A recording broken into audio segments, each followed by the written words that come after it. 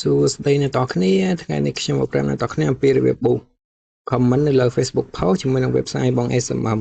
ជាដំបូងអ្នកនរគ្នាចូលមកកាន់ Chrome យើងមក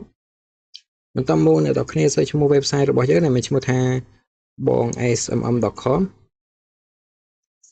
នៅពេលជំរាបនេះហើយសូមអ្នកនរគ្នាវាយ username និង password ចូលសម្រាប់អ្នកដែលមិនទាន់ចុះឈ្មោះនៅលើ website របស់យើងខ្ញុំអ្នកនរគ្នាស្វែងរកពីរបៀបចុះឈ្មោះបានមាននៅលើ channel YouTube ឈ្មោះថាបង SMM ឥឡូវខ្ញុំសូមវាយ username និង password ចូលអ្នកនរគ្នាបន្តមកទី sign in បន្ទាប់ពីជា sign in ហើយជាបែបនេះសូមអ្នកនរគ្នាក្រឡេកមកកន្លែងនេះមុខសូមអ្នកនរគ្នាយកពាក្យថា Facebook នេះអ្នកនរគ្នាចុចលើនឹងមុខបន្តមកកន្លែង category នេះសូមអ្នកនរគ្នាចុចលើនឹងមួយមុខសូមអ្នកនរគ្នាឲ្យចុះមកក្រោមបន្តិចមុខសូមអ្នកនរគ្នាយកពាក្យថា Facebook comment នេះមកអ្នកនរគ្នាចុចលើនឹងមុខ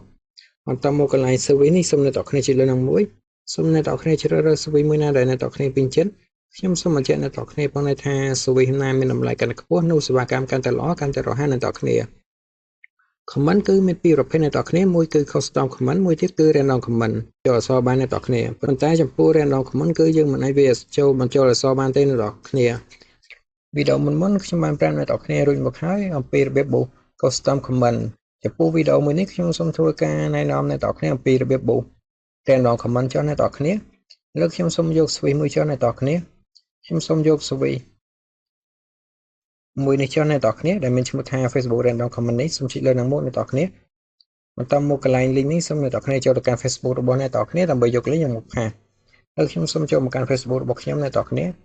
នេះ Facebook របស់ខ្ញុំចុចលើ profile មកអ្នកនរគ្នាបន្តមកសូមអ្នកនរគ្នាឲ្យចូលមកក្រៅមករករូបភាពដូចជាវីដេអូមួយណាដែលអ្នកនរគ្នាចង់ធ្វើការប៊ូអ្នកនរគ្នាแล้วខ្ញុំសូមធ្វើការប៊ូ comment ទៅលើ post នេះចុះអ្នកនរគ្នាសូមចុចលើ3នេះមកយកពាក្យថា copy link មកអ្នកនរគ្នាបន្ទាប់ពី copy link ហើយសូមអ្នកនរគ្នាត្រឡប់ចូលទៅកាន់ website របស់យើងវិញកន្លែង link នេះសូមអ្នកនរគ្នាចុចលើនៅចំមកនឹងជាពាក្យថាប៉ាបែបនេះសូមអ្នកនរគ្នាចុចលើផាសមកអ្នកនរគ្នា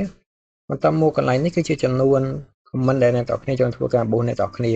ខ្ញុំសូមបញ្ជាក់អ្នកនរគ្នាផងថាចំនួនទាំងតិចគឺ10ឡើងអ្នកនរគ្នាแล้วខ្ញុំសូមធ្វើការដាក់ចំនួន11 comment ចុះអ្នកនរគ្នាតែមួយ comment ត្រឹមតែ24សេនប៉ុណ្ណោះអ្នកនរគ្នាបន្តមកសូមចុច submit បន្ទាប់ពីជា submit ហើយជាបែបនេះនោះការប៊ូរបស់អ្នកនរគ្នានឹងទទួលបានជោគជ័យសូមអ្នកនរគ្នារងចាំតែបន្តិចនោះ comment របស់អ្នកនរគ្នានឹងធ្វើការកើនឡើងប្រសិនបើអ្នកនរគ្នាចង់ឆែកមើលសេវាកម្មទៅតែបានមួយជាទី3មិញសូមអ្នកនរគ្នាចុចលើ tray 3នេះមកបន្តមកសូមអ្នកនរគ្នាយកពាក្យថា order នេះអ្នកនរគ្នាសេវាកម្មដែលយើងបានមួយជាទី3មិញគឺនៅខាងលើគេនេះសូមអុំឆ្វេងមកនេះអ្នកនរគ្នាប្រសិនបើចេញពាក្យថា processing បែបនេះគឺសេវាកម្មរៀបដំណើរការឲ្យអ្នកនរគ្នាប្រសិនបើចេញពាក្យ complete បែបនេះគឺសេវាកម្មដំណើរការជោគជ័យ 100% ហើយអ្នកនរគ្នាសូមអរគុណអ្នកនរគ្នាសម្រាប់ការទស្សនាវីដេអូមួយនេះ